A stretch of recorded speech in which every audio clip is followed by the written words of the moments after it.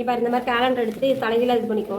இதில் ஒரு அட்டை இருக்குல்ல, அந்த ஆணியை எடுத்துகிட்டு அந்த அட்டையை என்ன செஞ்சிரு, கிழிச்சு எடுத்துகிட்டு உனக்கு சென்டர் பாயிண்ட் தெரியணும் அப்படின்னா என்ன செய்யணும், ஒரு பேனா வச்சு சென்டரில் என்ன செஞ்சுக்கோனா ஒரு கோடு மாதிரி போட்டுக்கோ. சரியா? போட்டுட்டு இப்போ இந்த இடத்துல தான் மடக்க போகிறோம்னா கரெக்டாக என்ன செய்யணும், முக்கோணமாக மடக்கணும்.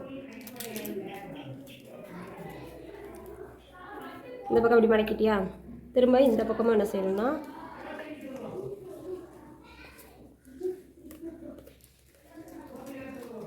ஓகேவா, இந்த மாதிரி மடக்கிக்கணும். ஃபஸ்ட்டு என்ன செய்யணும், முக்கோணமாக மடக்கிக்கணும். அடுத்த பேப்பரில் என்ன செய்யணும்னா இப்படி மடக்கிட்டு ஒரு சைடு மட்டும் மடக்கிட்டு இந்த சைடில் என்ன செய்யக்கூடாதுன்னா மடக்கக்கூடாது. ரெண்டாவது பேப்பர் என்ன செய்யணும், இப்படி மடிச்சுக்கணும். சரியா? அடுத்து திரும்ப ஃபஸ்ட்டு முக்கோணம், அடுத்து இந்த மாதிரி ஒன் சைடு அந்த மாதிரி செஞ்சுக்கிட்டே வரணும். இங்கே பாரு,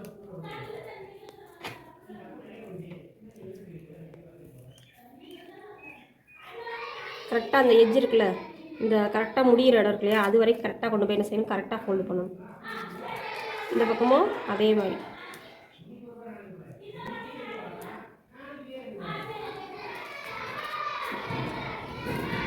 இப்போ முக்கோணம் மடக்கியாச்சா? அப்போ அடுத்த சீட் என்ன செய்யணும்னா ஒரு பக்கம் மட்டும் மடக்கணும்.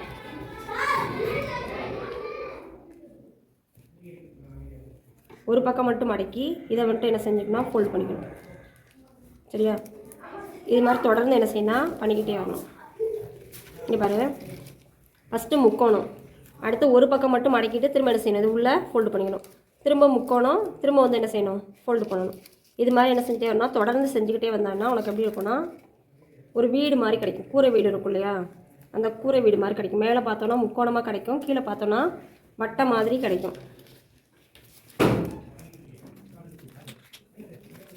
வரணும்னா கண்டினியூஸாக ஒரு முக்கோணம், அடுத்து ஒரு பாதி இது மடித்தது, இப்படியே பண்ணிக்கிட்டே வரணும். ஸோ இது ஓரளவு பண்ணது இருக்குது, இப்படி வரும். ஃபுல்லாக பண்ணோன்னா முழுசாக ஒரு ஃபுல் வீடு மாதிரி என்ன செய்யணும் வரும்.